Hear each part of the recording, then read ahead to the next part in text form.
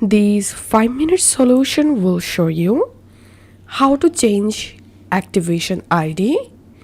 It's really very easy process to change activation ID. Just follow me to do it. Open your browser and open activation.com and then make sure to sign into your Activation account. Then click on Profile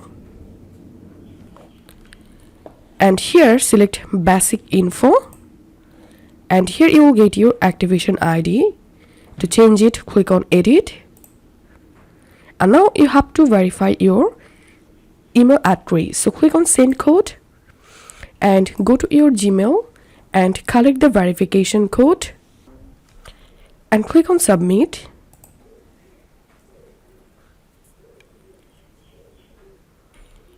After verifying, again go to Basic Info section and again click on Edit next to Activation ID, and that's it. Now from here you can easily change your Activation ID.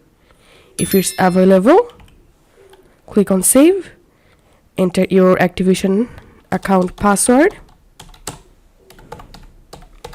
click on Submit, and this is how we can do it. If you find this video helpful, make sure to subscribe 5-minute solution. See you in the next video.